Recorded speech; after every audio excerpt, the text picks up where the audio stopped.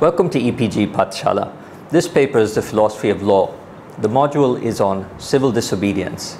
The main objectives of this module is to learn about the three most important philosophical theories related to civil disobedience. This module was written by Manohar Kumar from IIT Delhi. I'm Akash Singh Rathod from the Lewis University in Rome. What is civil disobedience? Civil disobedience is a form of protest that contrasts with other forms such as conscientious objection, revolutionary action, and other legal forms of dissent. Civil disobedience is an intentional breaking of the law, directly or indirectly, in order to protest against an unjustified law or a policy. When I say breaking of a law directly or indirectly, what that suggests is that I might, as a civil disobedient, the person engaged in civil disobedience, I might, as a disobedient, break the very law that I'm opposed to. That would be a direct practice of civil disobedience. Or, alternatively, I might break another law, and in the process of breaking that other law, raise attention and awareness about the law to which I object. So that would be an indirect form. For example, let's assume that the law prohibits the local production of salt. In that case, as a civil disobedient, I can take direct action and produce salt. Alternatively, I could arrange the interference with a convoy shipping salt. In that interference, I'm not violating the law about the production of salt. Rather, I'm violating laws of public order and hindrance to traffic and so on. So this is an indirect method. I mentioned this example because we'll return to it also later. The need for civil disobedience may also arise due to democratic deficits or lack of avenues for deliberative participation for citizens. So in this respect, you can see the distinction between civil disobedience and the ordinary course of dissent within the legal framework. That's the ordinary run of democracy that we should discuss, debate, and dissent. However, in the ordinary run of democracy, once the debate is concluded, the law has been established, everybody is subject to that law, whether or not we approved of it prior to the vote or not.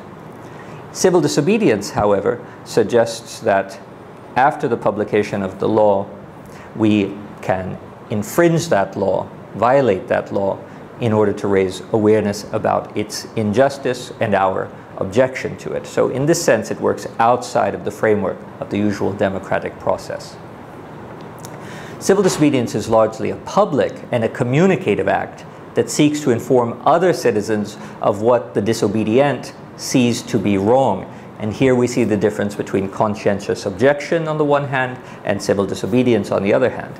Conscientious objection is the refusal to participate in what is prescribed by law, without necessarily declaring the law as absolutely unjust. Conscientious objection, for example, includes the refusal to go to war when your country has declared war. You might not be holding the position that this war is inherently unjust and nobody should participate in it.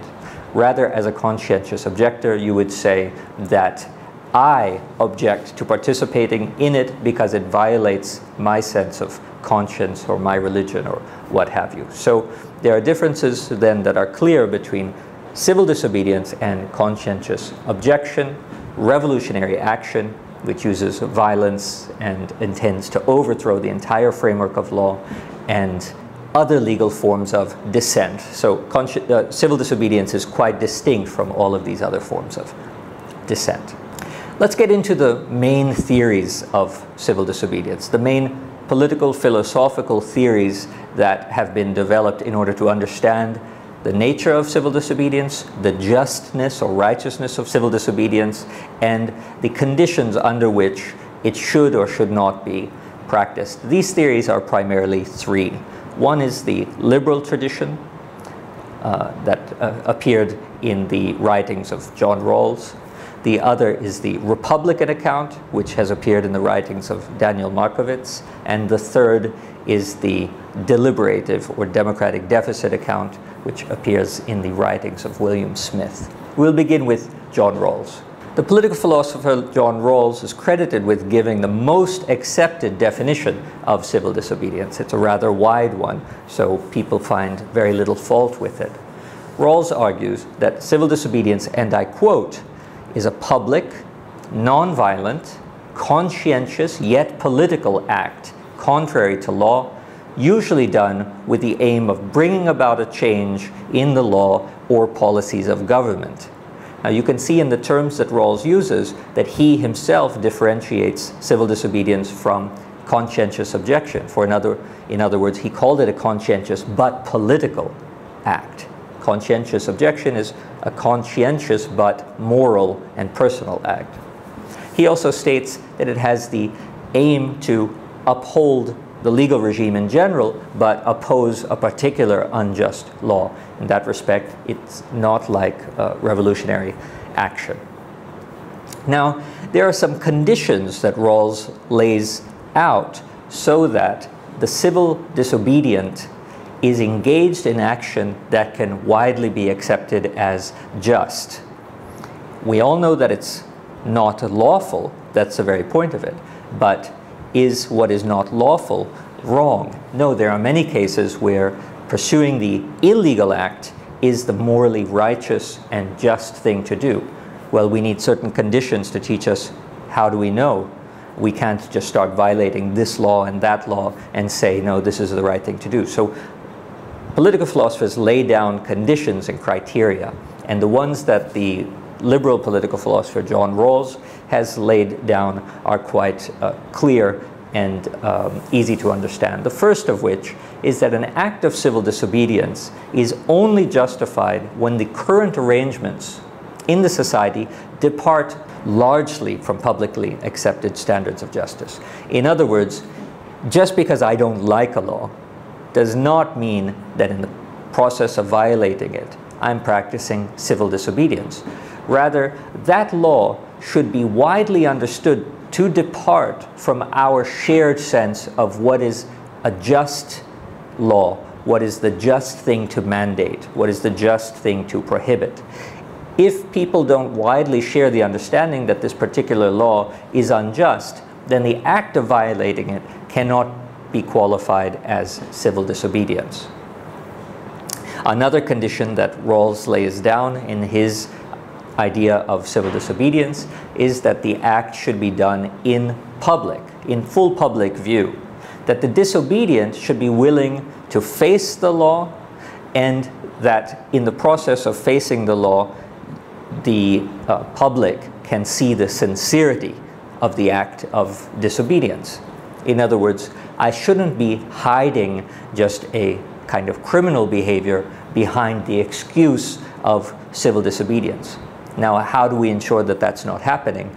In this twofold suggestion of Rawls, we should do our activity in full view of public, and what that suggests is that the public should be able to see what you're doing, but also that you should be able to give reasons in a public language. In other words, you should be able to account for what you're doing through what's called the public use of reason. In other words, rational arguments that can be shared by everybody in society. The other aspect was fidelity to the law, the willingness to accept punishment. This shows the sincerity of the act, and it also very crucially shows that we are not opposed fully to law as such. We recognize the need for law to stabilize human relationships, to regulate our behavior, and so on. So we're opposed to a particular law because it does not conform to a widely shared view of a just law. Accepting punishment is not only morally important, according to the liberal tradition, it's also pragmatically important because it allows the disobedient to communicate, to stage their reasons for disobedience, and in so doing, to enlist widespread support for that action. This is known as the theatrical moment in law. as you probably know, Gandhi was very good at this, staging the occasion for submitting to punishment as as a means for the full expression of his disobedience. In other words, one can violate the law, transgress the law, get arrested, and then just remain silent. But this does not qualify the publicity requirement. Instead, in the process of accepting the punishment, you articulate the reasons why you violated the law. And in the process, you put the law on trial rather than having the law put the disobedient on trial. Another condition in the liberal account for an action to qualify as civil disobedience is that it should be non-violent. And finally, according to John Rawls, the act of civil disobedience needs to be an act of last resort, undertaken only when all of the normal channels of dissent available to you are absent. So with these conditions, we can clearly distinguish and differentiate mere illegal action, criminal action, various kinds of immoral behavior, various kinds of personal, let's say, idiosyncrasy, from truly conscientious and political civil disobedience, the kind that has inspired many people around the world, the kind that we recognize in Gandhi, in Martin Luther King, and so on. These are not normal, ordinary, mundane violations of the law. They reach a different level of magnitude and help to create a more just legal framework. Republicans are not, Republicans as a position in political philosophy are not satisfied with the liberal account of civil disobedience, and they've offered an alternative account. It doesn't replace the liberal account, but it supplements it. The concern of the Republican political theorists such as Daniel Markovits is that civil disobedience, according to the liberal account, doesn't direct enough attention to the democratic nature, fundamentally democratic nature of disobedience. Daniel Markovits' position is not simply that civil disobedience is opposition to a law because of its unjustness, but that it has a wider democratic function. Democratic disobedience, as he calls it, takes into account democratic deficits in law and policy that inevitably threaten every democracy. What are these democratic deficits? Such deficits exist when the policies produced by the government or the state deviate from the will of the people. And keep in mind that this is the basic assumption of Republican theories of political philosophy, that the republic or the government is meant to represent and enact the will of the people. So from the Republican point of view, civil disobedience also needs to be calibrated along with this idea that the whole function of government lawmaking is to embody the will of the people in a legal regime. In that sense, the democratic deficit can be corrected by the acts of civil disobedience. These deficits arise when there's an unbridgeable gap between the existing policy and the ideas or the will of the people, when the interests of the people are not taken into account in the process of producing policy, or the interests of the people have substantially changed since law was made.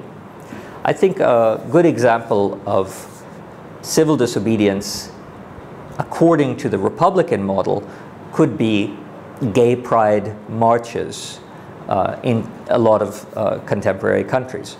Many countries still have discriminating laws against sodomy, homosexual activities, and discriminate against being gay. That is the legal order which represented the will of the people at a certain point in the past.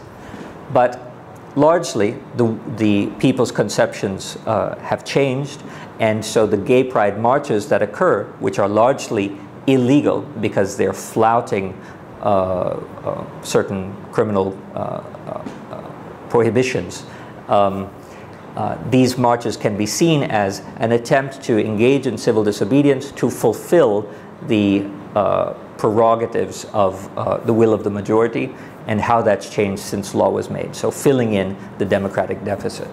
Now, for Markovits, and I quote, "Political disobedience might, in appropriate circumstances, be justified as a counterweight to the inertial institutions and practices that correct and cure democratic authority, but that inevitably misfire on occasion and produce democratic deficits." Now, what he's suggesting is that policy making is inertial.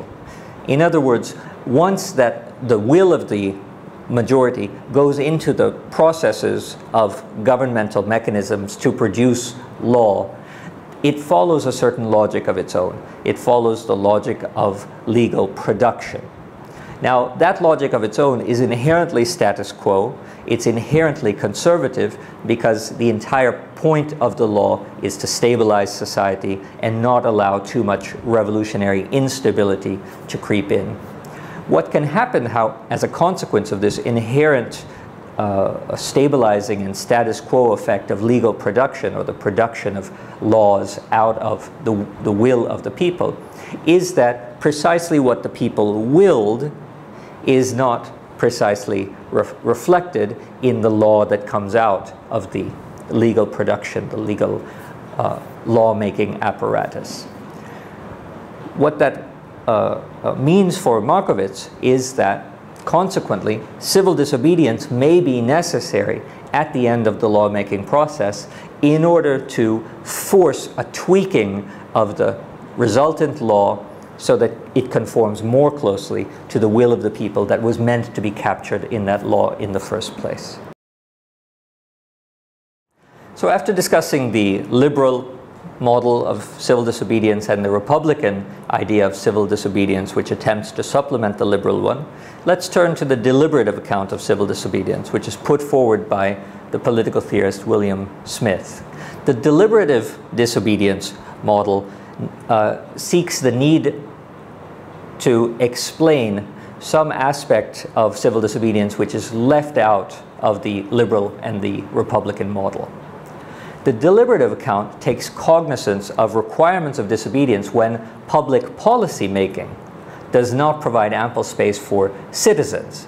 In other words, the deliberative model targets civil disobedience not just at the lawmaking apparatus, but rather at the realm of civil society. So let's try to understand what William Smith means by this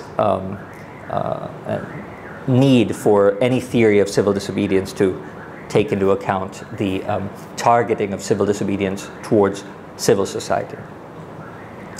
In the decision-making processes, in the production of policy in government, what is supposed to happen according to our models of policy making is that those who make policy should consult with civil society, should consult with experts, we refer to them as technocrats, for example, and should consult with the body politic at large. According to this model, government, the actual state, is one level, which is on top of another level called civil society, which includes not only the market and commercial interests, but also academia, intellectual interests, experts, NGOs, and other organizations.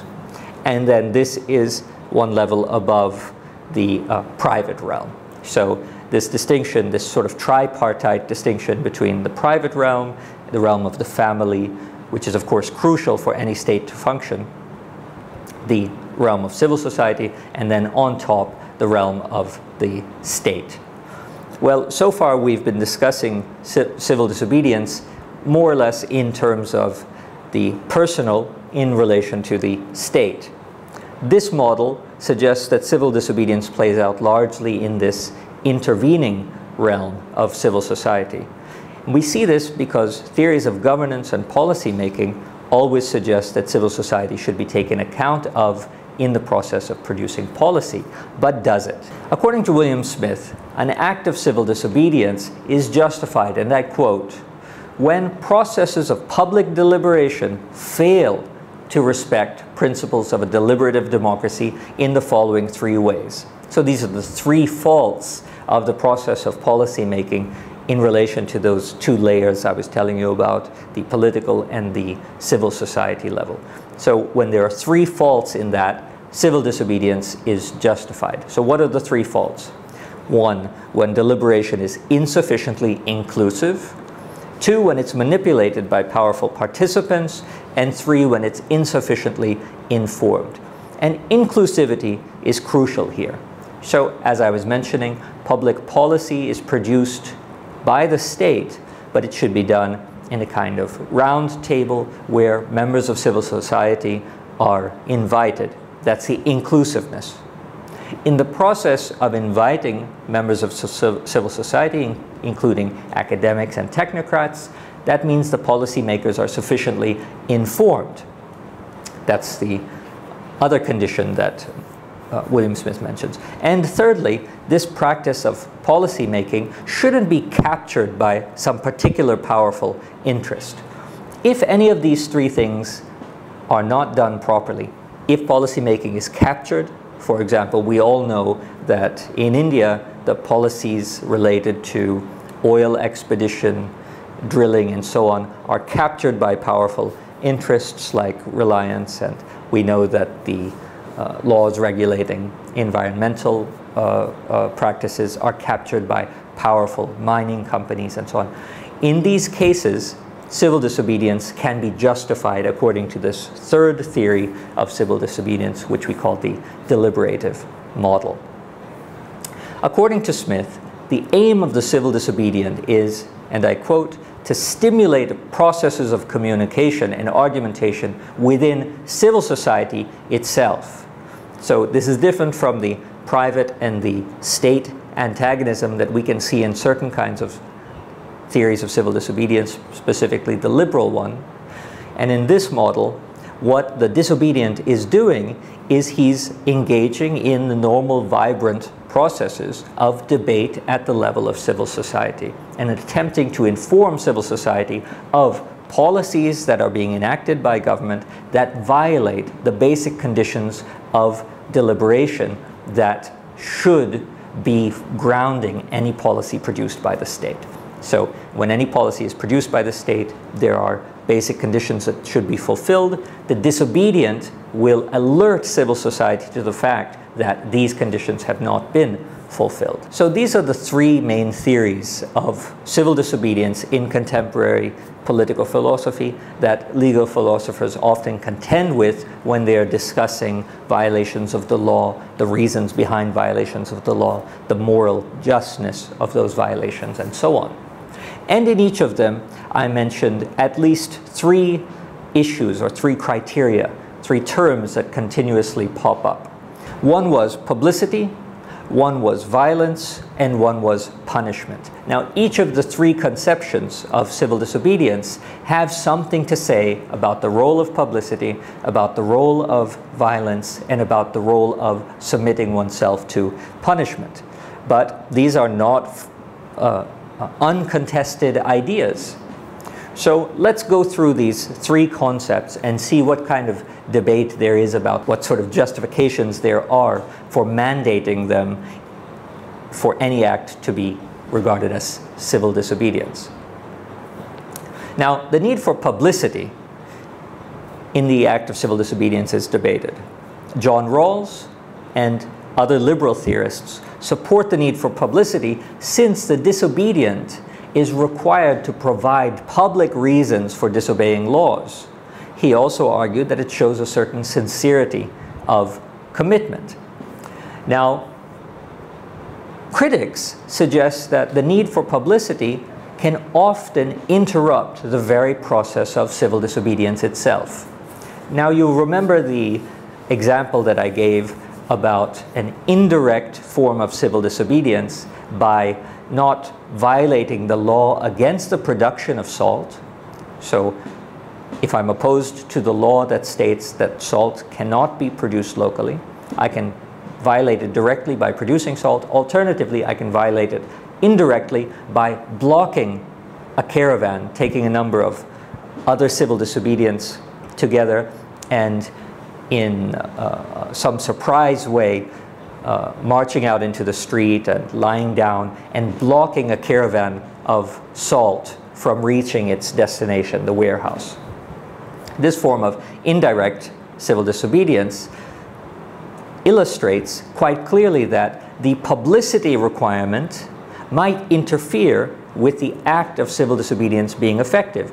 If I should say that at 5 a.m. on this day we are going to block a caravan of salt because it is my moral and political obligation as a civil disobedient to do so, obviously they're just going to drive in another route.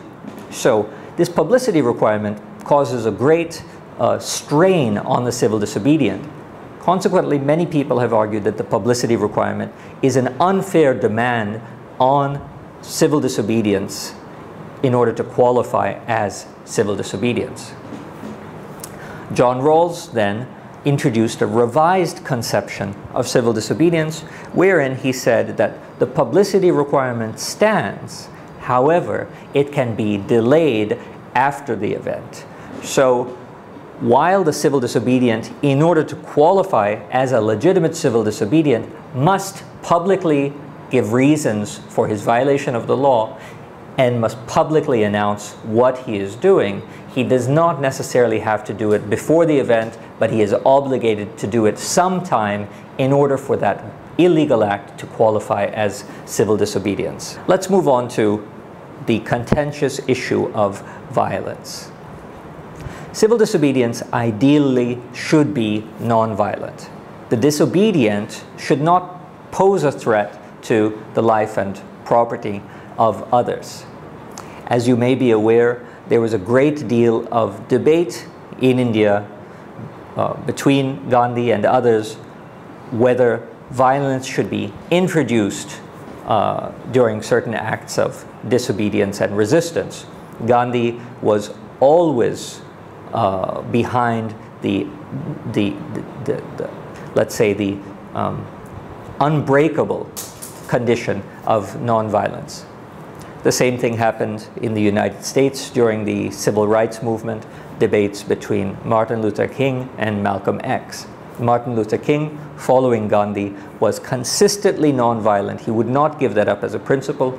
Malcolm X, however, advocated violence as part of the more efficacious means of getting the civil disobedience recognized. Why do we advocate nonviolence?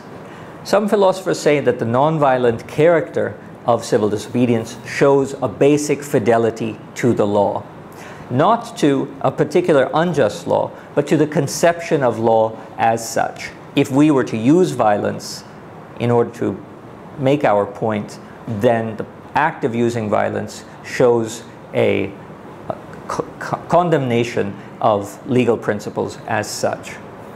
Others say that nonviolence is a strategic device, that it helps in enlisting the support of others. And this is clear in the case of Gandhi's actions and in the case of Martin Luther King, when the civil disobedience or satyagrahis just submitted themselves to violence but refused to engage in violence themselves. This elicited large-scale sympathy for their actions and a recognition of the moral sincerity of their commitment. But there are alternative arguments. The possibly most important living philosopher of law today, Joseph Rawls, has made the intriguing claim that sometimes nonviolence causes more public harm than violence. That's something we have to ponder further. Alternatively, sometimes violence, if used in a limited way, can be used to draw more attention than a nonviolent act would draw. So if the aim of civil disobedience is partly to draw a great deal of public attention to the injustice of the law, or according to the deliberative model, to draw civil society's attention toward gaps in policy making, then small injections of violence might be far more effective than nonviolence, some critics say. Finally, what about the idea of punishment? Fidelity to the law requires that the disobedient agrees to be punished. Agreeing to be punished is something that Gandhi always did in his acts of civil disobedience. However, it's not the case that fidelity to the law was the reason that he did it. So how can we understand this liberal position that we submit to punishment in order to show fidelity to the law? Well, there are counter-narratives to this. We can also see accepting punishment as a communicative act. In other words, the submission to punishment is not done because we agree with the overall legal regime. After all, Gandhi did not agree with the overall legal regime. Rather, it can be seen as an opportunity for the theatrical or communicative event. In other words, the way that we can most widely raise awareness of what we are doing as a civil disobedient and why we're doing it, the justness of our cause. Now, according to the liberal and the Republican and the deliberative models, submitting oneself to punishment shows a kind of sincerity of conviction to uphold laws in general. However, we should be clear that in a pre-democratic environment like pre-1947 India, this does not necessarily cover the motivations behind civil disobedience at that time. Now, one last thing on this idea of submitting to punishment. Alternative models of history, like social historian Howard Zinn, argues that maybe we shouldn't even submit ourselves to punishment. After all, the disobedient doesn't believe in the law that he's submitting himself to be punished by. So maybe more thoroughgoing civil disobedience should not only violate the law itself, but violate the consequences of violating the law itself. Zinn suggests this because his conception of history is not focused on particular heroes like Martin Luther King or Mahatma Gandhi. Rather, he suggests that large populations of people, the poor, the oppressed, the subaltern, have always been engaged in civil disobedience, but they don't get recognized as civil disobedience according to dominant historical and political narratives. And I think Zinn has quite a good point to make there. Now, let's conclude.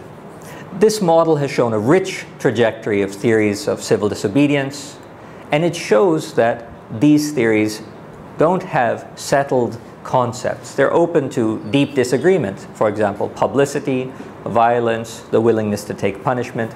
There is no agreement on these terms. There's also disagreement about the reasons for disobeying the law. So, one can disobey the law due to them being unjust, as is suggested in the liberal model. One can disobey the law due to the presence of democratic deficits within institutions, such as advocated in the Republican model, and one can violate laws because the public policies are insufficiently deliberative. These three conceptions of civil disobedience do not necessarily stand in opposition to one another, but they can be seen to supplement each other.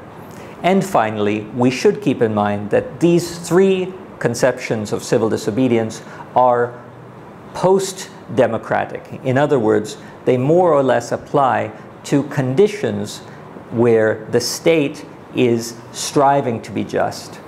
And in that respect, if we want to think about civil disobedience prior to, for example, 1947 India, we might have to think about it in certain different ways and perhaps generate certain other rival conceptions of civil disobedience in order to understand those events more clearly. Thank you very much.